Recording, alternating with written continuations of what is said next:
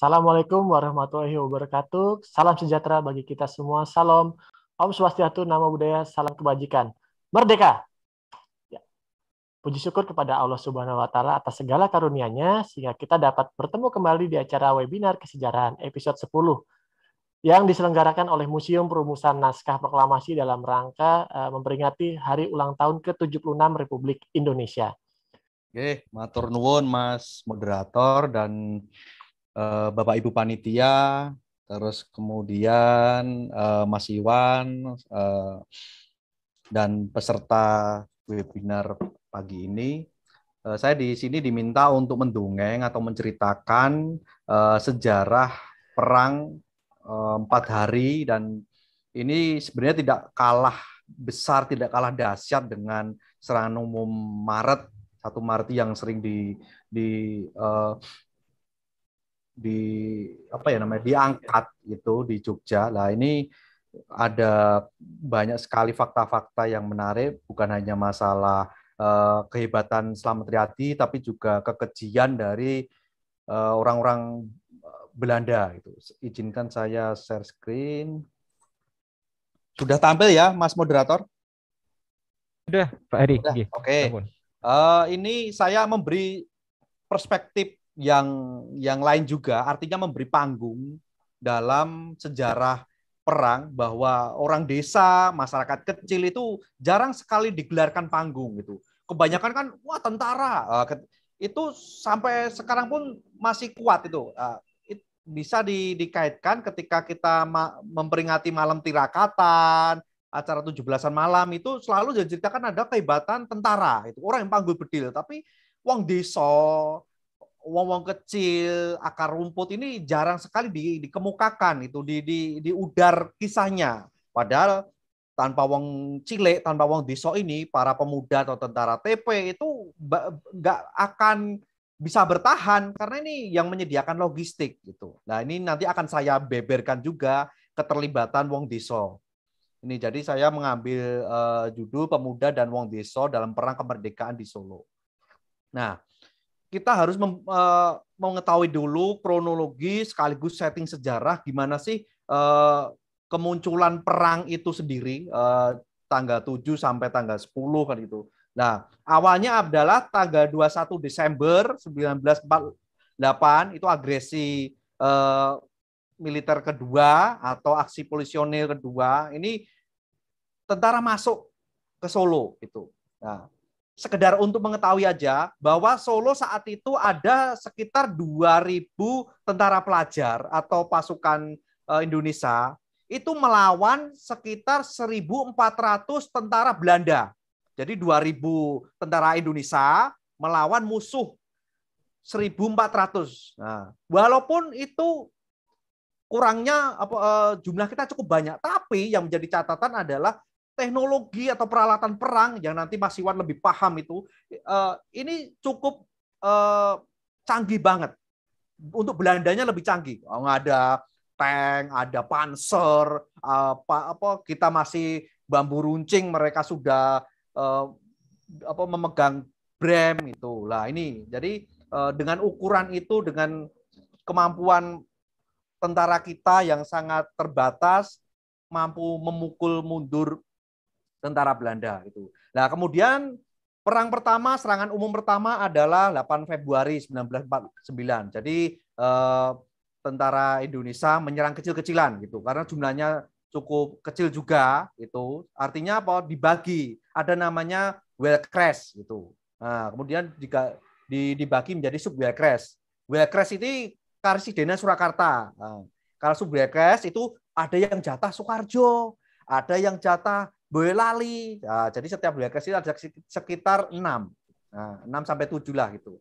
Nah, kemudian lanjut lagi 2 Mei 1949 serang umum kedua. Itu juga tidak banyak menghasilkan juga, hanya saja menunjukkan bahwa oh ini loh tentara Indonesia masih bisa bertahan, masih bisa melawan. Untuk gambar sebelah kanan itu di belakang Mangkunegaran. Itu jadi Belanda sudah tembak-tembakan ini. Nah, kemudian 3 Agustus 1949 keluar perintah gencatan senjata. Nah, dari presiden. Woi, tanggal 7 ini harus selesai gitu. Jangan sampai baku tembak lagi. Nah, oleh Samariyadi, titah itu masih ada waktu, itu disambut dengan ide yaitu serangan perpisahan. Oke, kita habisi dulu sebelum sampai tanggal 7 gitu. Nah, itu dihabisi gitu sampai tanggal sekitar tanggal 8 10 lah, 9 itu. Nah, 9 itu Samariyadi harus mengeluarkan serangan perpisahan. Jadi selama serangan umum 1, 2 itu hanya kecil-kecilan. Nah, pada saat perang 7 sampai tanggal 9 itu sangat kuat sekali. Nah, ini potret pemuda. Umurnya piro to? Nah, biasanya kalau pemuda itu ini anak yang masih duduk di bangku SMP, SMA, bayangkan udah panggul bedil itu. Biasanya kalau kita kan anak-anak SMP, SMA ya nge-game. Nah, terus kemudian gabur doro, dolanan doro. Lah itu sudah diminta juga untuk solidaritas perang itu. Nah, andreknya itu sangat kuat. Jadi nyali. Ini bahasa Belanda ya. Jadi gairah atau semangat untuk perang ini sangat kuat dan nekat itu. Anak muda ini. Nah, yang paling menarik adalah ini bersaing unjuk kekuatan. Jadi para pemuda itu kan banyak sekali regunya rayon itu. Nah, itu setiap pasukan berbeda sendiri sekalipun itu TP tapi kelompoknya berbeda. Oh, ini dikepalai oleh Pak Indro, ini dikuasai oleh Murtio Jungkung gitu. Nah, ini ternyata mereka saling unjuk kekuatan. Apa bersaingnya? Melucuti tentara Belanda. Rayan, wah ini iso meraih atau merebut senjata itu brem atau jenis-jenis yang lain itu diakui gitu. Wah, kayak apa kayak gitu. Nah, ini yang menjadi unjuk kekuatan. Jadi anak-anak muda ini benar-benar gairah perang anak muda ya. Itu. Terus kemudian mereka potret pemuda ini juga lagi kasmaran. Itu. Contohnya apa? Ada foto yang kanan itu adalah lagu bahasa Belanda, kemudian diterjemahkan. Wong anak SMP SMA itu kan seneng-senengi cinta monyet itu. Wah, ini ternyata mereka ya harus berpisah dulu dengan kekasihnya itu. Nah, tunggu dulu saya akan perang itu. Nah, terus paling menarik ada ketika ini konteksnya lagu musim perang ya. Pada saat terakhir perang tersudahi itu tanggal 10-an Agustus itu setelah mereka pada kembali ke kampung halaman, ke sekolah, itu ada lagu lagi Suwe Ora Jamu. Nah, itu lagunya untuk mendekatkan kembali dengan pacarnya adalah lagu Suwe Ora Jamu ini. Jadi ini kisah-kisah yang perintilan tapi penting. Jadi tidak sekedar baku tembak aja, sisi kemanusiaannya harus hadir di sini. Nih. Terus ini yang paling baru adalah kesaksian dari Gunawan Wiradi. Nah, Gunawan Wiradi ini pakar sejarah agraria ya, sosiolog IPB. Nah, ini bukunya saya temukan kemarin, Obor. Ini ada kesaksian baru. Kenapa? Selama ini orang yang banyak tahu ya kesaksian para TP, para intelektual, benar-benar yang masuk istana. Tapi ini Gunawan Wiradi ternyata yang lahir di Solo 1932.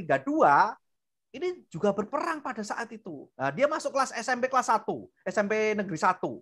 Ini. Nah, karena masih kecil, dulu kan Belanda masuk Solo, kemudian ada kegiatan pembersihan kampung kan, itu dibersihkan itu. Para pengganggu ini dibersihkan. Nah, Gunawan Wiradi ini ditangkap karena masih kecil, itu cukup kon nimbo air gitu, kon ngebak ikolah. Nah, disuruh nimba air itu untuk persiapan tentara Belanda mau mandi gitu.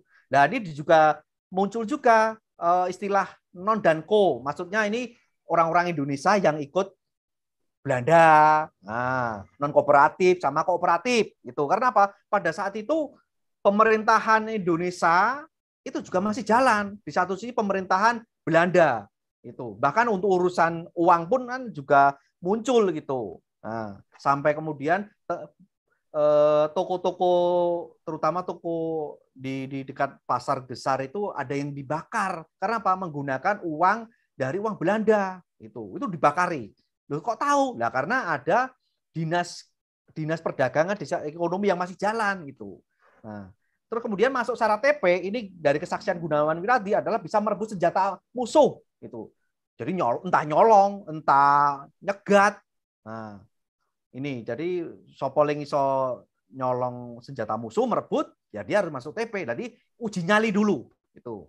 Terus Gunawan Wiradi ini juga berkontribusi dalam perburuan pakaian di Dinas Distribusi Umum. Nah, ini dinas Belanda yang berusaha untuk mencuri hati masyarakat Indonesia dengan cara apa? Yang pakaian. Itu bapak-bapaknya yang berperang, itu yang ngepro Belanda itu terus orang tuanya disubsidi gitu, disubsidi pakaian. Nah, Gunawan Wiradi masuk ke sini rekok-rekoknya anak pejuang itu dengan tanda tangan palsu. Nah, ini karena pakaian saat itu sangat langka sekali, pakaian bagus maksudnya gitu.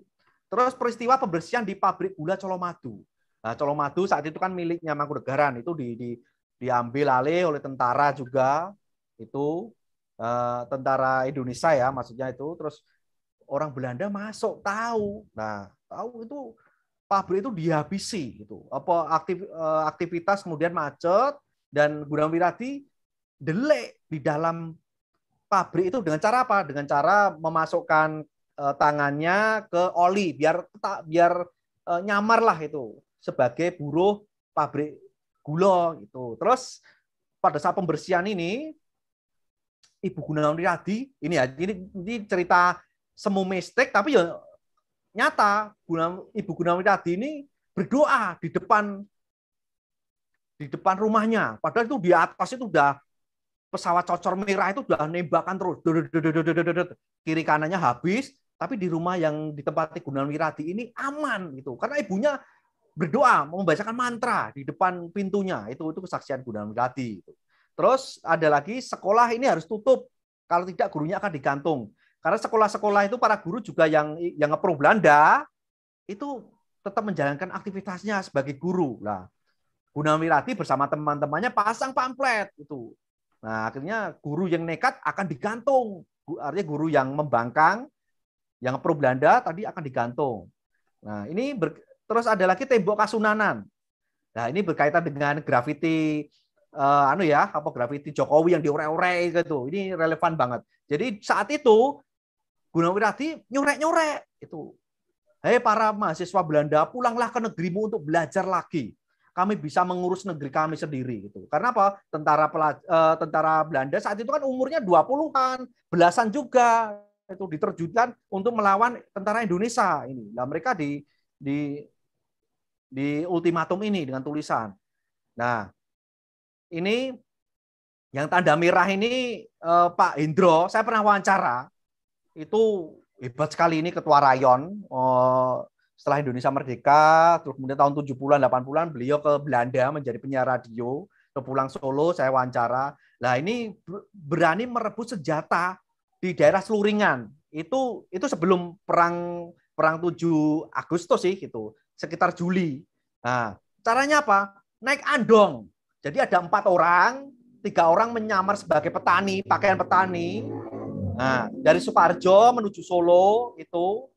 Nah, kalau Pak Indro ini pakai pakaian biasa, tetap pakaian perang. Itu naik andong di belakang. Tapi untuk Pak Indro yang di belakang, untuk teman-temannya yang menyamar petani tadi di depan. Gitu.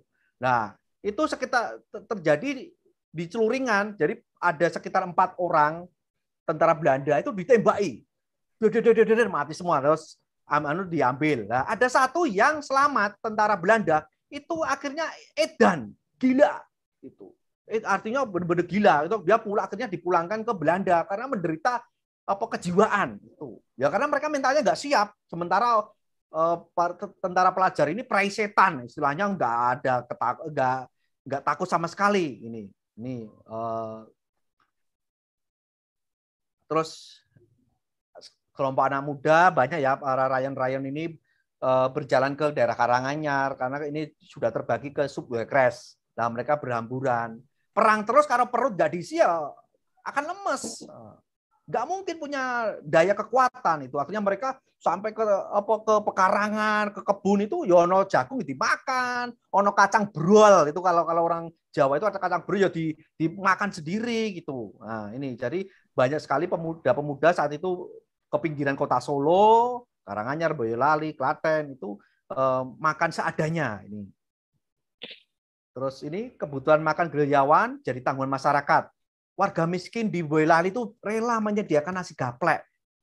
Nah, padahal nasi campur gaplek itu tidak enak banget kan itu. Tapi untuk saat itu ukurannya wis nikmat itu. Terus kemudian kalau orang desa yang gaya ya menjamu ada ikan, daging, terus lauk pauk yang komplit, berasnya enak. Ini kemudian ada istilah pejuang bak kancil di kebun timun, kayak pesta karena mereka sering kelaparan gitu. Terus kemudian di Lurah Bakalan Sukoharjo ini warga bahu-membahu menyiapkan santapan juga.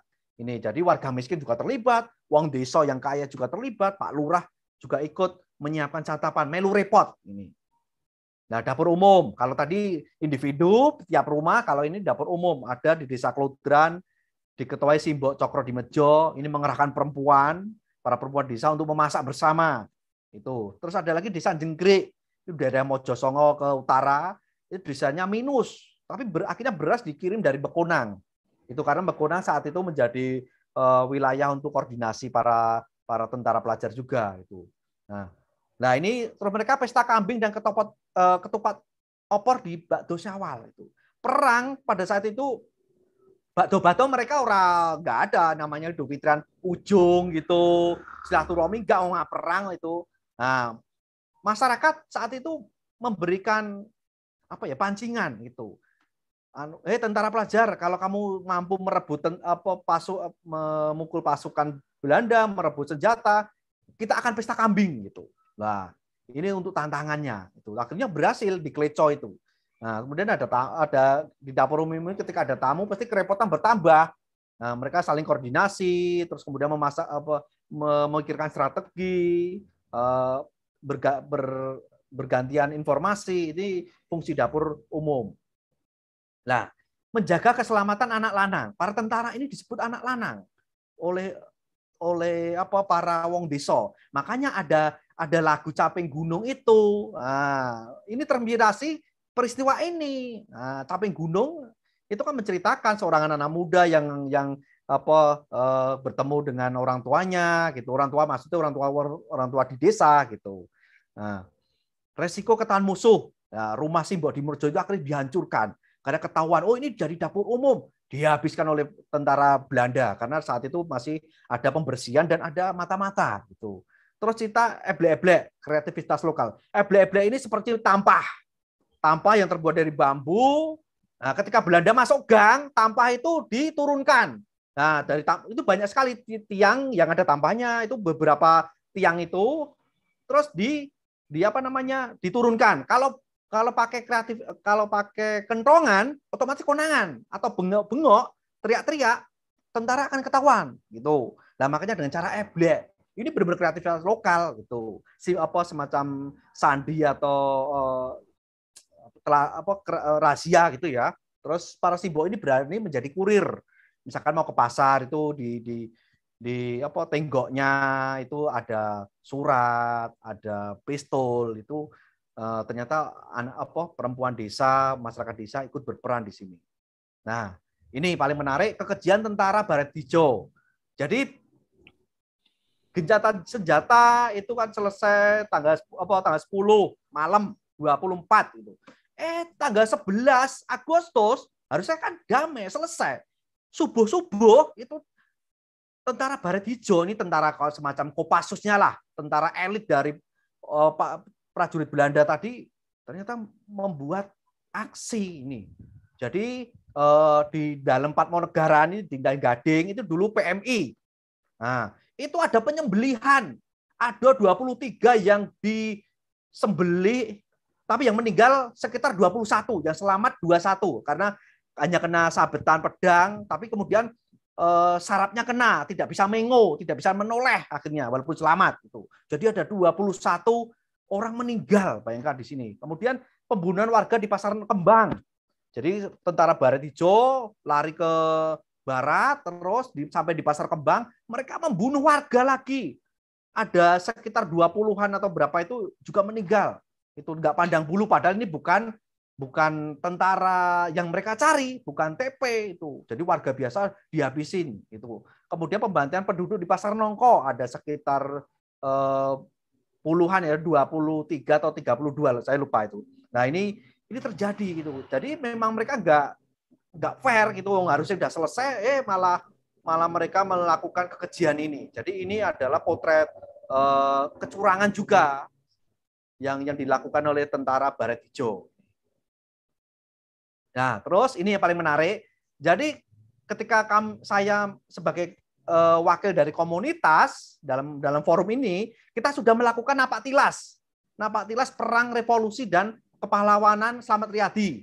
Jadi foto yang sebelah kiri itu kita di rumah Slamet Riyadi, kita diskusi di sana, itu di daerah Gading. Kita masih bisa ngobrol dengan keponakannya Slamet Riyadi. Gitu.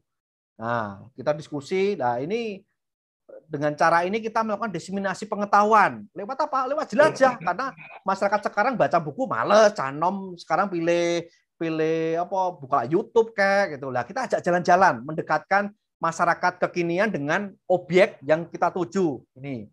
Terus di foto yang sebelah kanan itu kita di Pasar Gading, itu ada prasasti siapa saja yang dibantai. Terus yang foto yang paling bawah itu di gang masuk di Patmonegaran tadi gitu. Nah, ini upaya kita untuk menyampaikan sejarah Solo sekaligus sejarah Indonesia. Itu karena perang 4 hari ini juga bagian dari sejarah nasional gitu. Terus artinya adalah tanggung jawab sosial komunitas itu. Karena apa?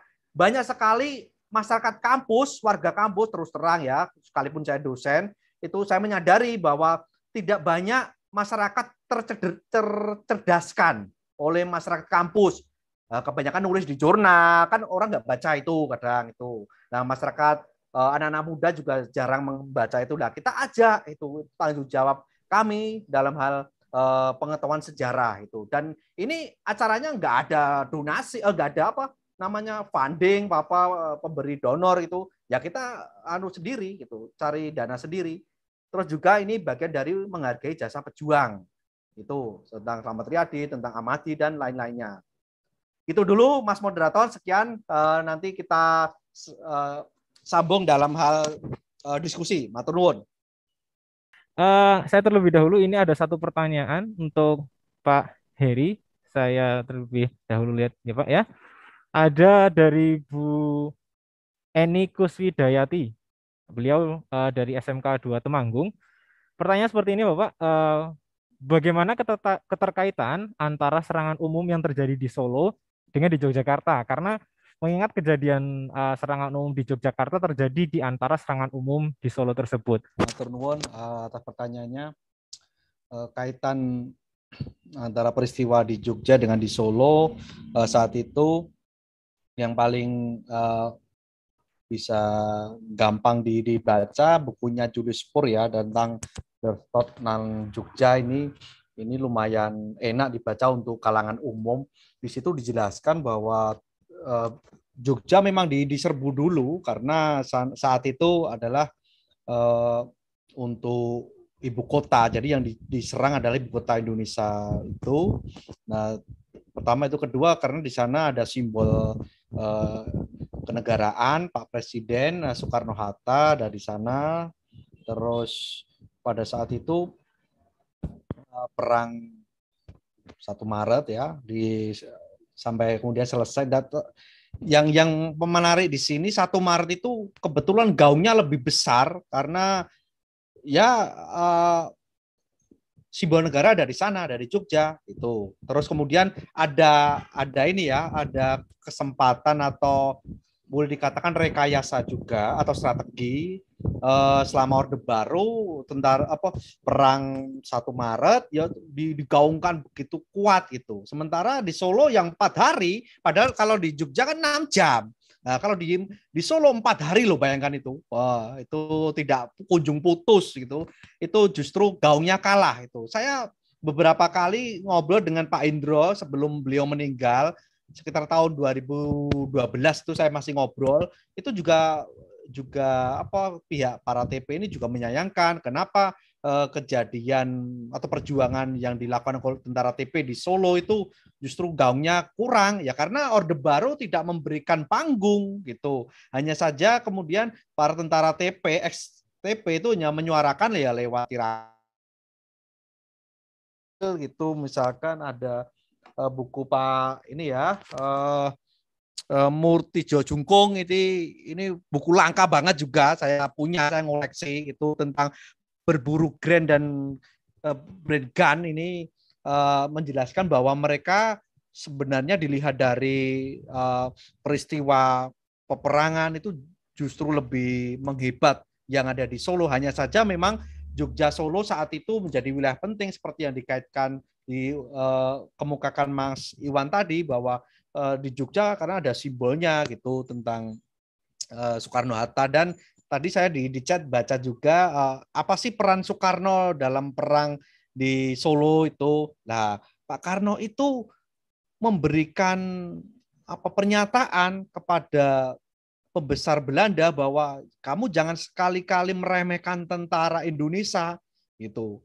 Kamu pasti akan ditandangi lah itu. Tidak akan lari tentara Indonesia walaupun berisi anak-anak muda gitu. Terus ada pembesar militer Belanda ditanya wartawan pada saat itu, Anda butuh berapa lama untuk membumi hanguskan atau menguasai Indonesia ini terutama di Solo Jogja? Paling tidak cukup 3 bulan, dia bilang gitu. Nah, ternyata prosesnya cukup panjang gitu. Itu awal wawancaranya sekitar bulan Mei, Juli gitu. Nah, ini ternyata sampai Agustus gitu. Dan perang 4 hari itu yang paling kontribusinya menonjol adalah dalam konteks keindonesiaan ya, itu mampu merebut sekitar 3/4 wilayah Solo itu. 3/4. Nah, ketika negosiasi Solo aku diokeh wilayahnya kan itu bisa direbut gitu. Jadi ketika Slamet Riyadi bertemu pembesar militer Kolonel Hall itu mengatakan bahwa ini anak ini ternyata masih remaja umur 22 tahun, 23 tahun ternyata mampu bikin pemerintah Belanda, prajurit Belanda terbirit-birit gitu, terkencing-kencing. Ini sangat hebat banget ini. Jadi boleh dikatakan aura dari perjuangan anak-anak muda di Solo lebih dominan, lebih menghebat dibandingkan yang ada di Jogja selama 6 jam bandingkan dengan 4 hari. Gitu Mas Moderator. Matur nuwun. Pertanyaan dari Adam Setiawan, Pak Heri. Apakah Westerling terlibat kekejian Baret Hijau? Nah, peristiwa tadi kan Pak Heri sudah menyebutkan tentang pasukan elitnya atau Baret Hijau pada tanggal 11 Agustus di tahun 1949. Seperti itu, Pak Heri. Monggo untuk Pak Heri terlebih dahulu. Ya, kebetulan jawabannya singkat.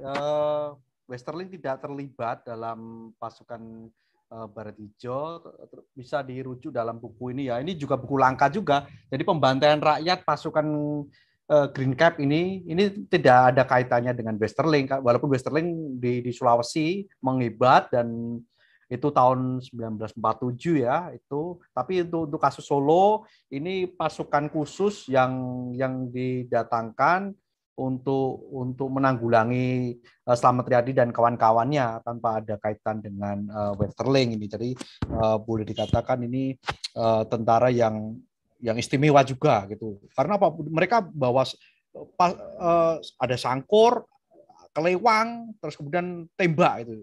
Dan jumlahnya hanya terbatas gitu.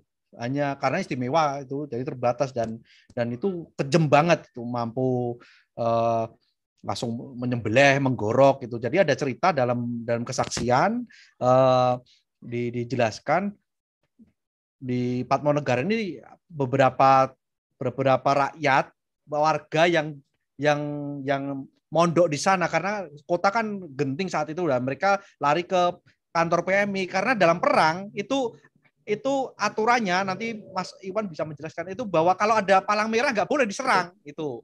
Nah, itu. Jadi itu kalau diserang pelanggaran. Ternyata si pasukan Baret Hijau itu nekat itu masuk ke dalam itu terus kemudian melakukan pembelehan. Nah, itu benar-benar kekejian sekaligus menyalahi hukum internasional gitu.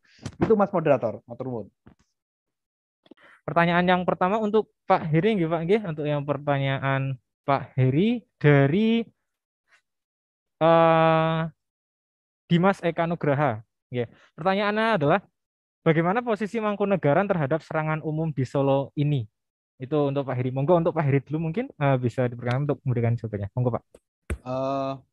Untuk kasus perang sendiri di Mangkunegaran, kebetulan Mangkunegaran itu mempunyai tentara legiun yang hebat yang juga diteliti oleh Mas Iwan. Itu pada saat revolusi mereka masih berfungsi. Jadi karena badannya bagus, terlatih dan sering ketenarannya itu terdengar di luar, dan itu juga membackup dari Mangkunegaran gitu. Untung ada itu gitu. Jadi ada tentara legiun yang pensiunan, bahkan yang masih pensiun dalam pengertian ini karena saat itu sudah ada revolusi sosial itu. Nah, tapi itu diselamatkan oleh tentara legiun ini. Bahkan di Colomadu itu juga ada namanya tentara semut ireng, yang tentara yang digunakan atau dibentuk untuk melindungi aset-aset Mangkunegaran itu. Jadi tidak ada penyerobotan itu. Karena apa? Kita harus pahami juga bahwa saat perang revolusi itu, perang kemerdekaan itu, banyak sekali kesempatan-kesempatan yang digunakan oleh penjahat gitu. Bahkan oleh tentara sendiri. Kenapa? Ya itu yang ngerampok untuk apa biaya perang, padahal ya dikantongi dewe gitu, banyak sekali gitu. Jadi ada studi juga itu. Jadi judulnya Bandit dan Pejuang di Simpang Bengawan itu. Nah, ini jadi saat itu kerusuhan itu digunakan kesempatan para bandit yang menyamar jadi prajurit atau tentara, banyak itu justru malah menggarong masyarakat yang kaya-kaya, para juragan ini. Jadi dengan adanya tentara legiun, Mangkunegaran relatif aman gitu. Itu Mas, matur nuwun. Oke, baik seperti itu. Pak Heri mungkin mau menanggapi sedikit Pak, masih ada waktu tentang histori dan histori gitu Pak. Oh ya, ini berkaitan juga masalah perspektif. Jadi kalau seperti saya tadi berusaha menghadirkan sisi lain dalam perang, yaitu peran dari wong cilik, wong desa gitu. Nah, bagaimana cara pemilihan perspektif? Nah, ini tergantung kepentingannya juga. Ini mau mengangkat apa? Karena kalau didominasi militer, tentara, ya kurang berwarna juga, seolah-olah dalam perang itu tidak hadir narasi wong cilik itu. Nah, pertama itu. Kedua, penulisan atau cerita, pembuatan cerita sejarah itu berkaitan juga dengan jiwa zaman gitu.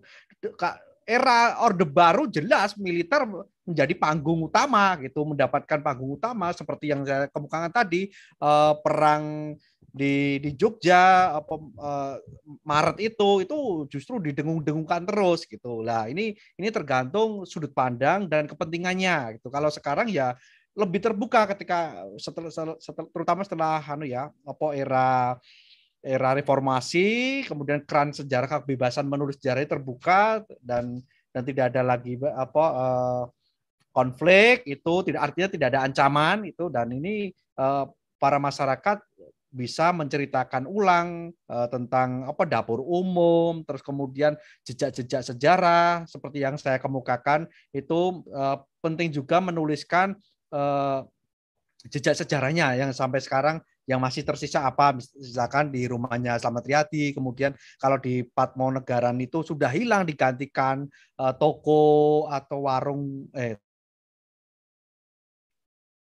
itu dituliskan adalah dalam konteks untuk pelestarian heritage gitu. Jadi bukan cerita penting, tapi untuk kedepannya apa sih kan itu, jut ngopo kan gitu. Lah ini yang penting adalah untuk napak tilas, kemudian untuk merawat heritage gitu. Gitu Mas. Jadi tergantung juga sudut pandang, terus kemudian